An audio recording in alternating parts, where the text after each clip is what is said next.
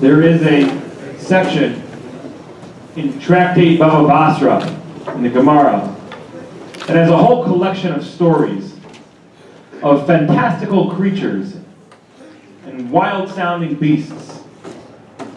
And I'd like to share with you one of the more incredulous stories. There was a group of people traveling on a boat, and they see an island. And they say, we've been on this boat for so long, and the waters are rocky, and why don't we go pull over there, relax a little bit, maybe make ourselves a nice little barbecue on some terra firma. So they pull over, they dock, they get onto the island, they're relaxing, they're enjoying, suntanning, and they say, okay, let's make a barbecue. So they start making a fire. But they didn't realize that they weren't really on an island. They were on the back of this massive sea creature. And as soon as they started making the fire, the shore woke the beast up. And he got up with a roar and flipped over, tossing everybody into the drink. Okay? That's the story. What's the meaning of the story? All right. So we're going to flip for a moment, and now we're going to go to this week's Torah portion. This week's Torah portion, Vayeshev Yaakov, Be'eretz Migurei Aviv, and Jacob settled in the land of his parents' dwelling. Rashi brings a medrash, and it says like this: Bikesh Yaakov Lasheves B'Shalva. Yaakov just wanted to dwell in peace. Let's think about Yaakov's life. While he was still in the womb, he was already fighting with his twin arch nemesis, his brother Esau. They get out. You're the twin brother of a man who goes on a homicidal spree at the age of 13. Life is not easy for you. You have to use some subterfuge to get the blessings that you really deserve because you bought the firstborn rights, and then your brother wants to kill you and you have to run away. But it's like running from the fire to the fire pan because you're going to Lavan.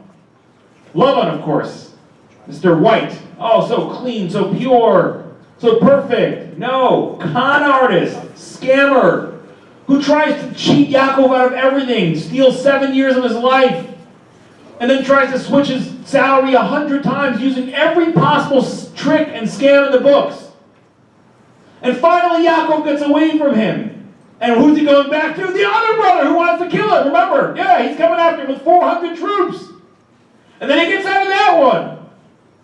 And then his daughter gets abducted and violated, and his sons go and kill out a city. Life is not easy for Jacob. And all he wants to do is relax a little bit. Bikesh Yaakov Lasheves B'Shalva. Yaakov wanted to live in serenity. Continues the medrash. Kaftzalav Rogzo Sheyosef. Not going to happen. No serenity here. Your son is about to get abducted by his brothers who will sell him into slavery where you will not see him for the next 22 years. What's the deal? Why can't Yaakov get a little bit of serenity in his life? And now we go back to the story with the fantastical creature. The traveling in the boat, in the ocean, that's a metaphor for us. We are traveling on the ocean of life. And the waters are rocky at times. But our goal is to keep going and going until we get to our final destination at 120. And to get there with as much possessions and as much mitzvahs as possible. And sometimes we say, what? I don't like this ocean. The waters are rocky. It's stressful. You're constantly changing the sails, and you got to move this and row, and it's too much work. I just want to relax here on the beach. Make a barbecue. So we try to settle down on an island and relax and make a barbecue. But guess what? There are no islands in life. If we try to do that, we'll suddenly discover that it's just one big beast and we just get thrown right back into the drink.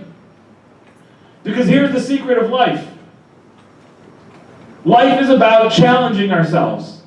Life is about struggle and toil and striving for greatness. And it's amazing and it's great. And life just relaxing on the island, on the beach with the barbecue is not where it's at. We are designed for greatness. If you look at something, you can understand what its function is. You look at a tape recorder, you figure out, you put this in here, you press play, you press record. You look at the human being, we are the only creatures born with free will. We're the only creatures who are struggling to figure out, what do I do and how do I do? We're designed to achieve greatness. Look at this room. Look at this room. This room is greatness. You walk in here, there's just hundreds and hundreds of people saying on a freezing cold Tuesday night in the middle of the winter, I don't want to just be sitting on my beach relaxing with a barbecue. I want to be here, studying text, trying to figure out what's life all about? Why am I here? How can I be better? Yaakov wanted to sit and dwell in peace, but there are no islands, is what God is telling him.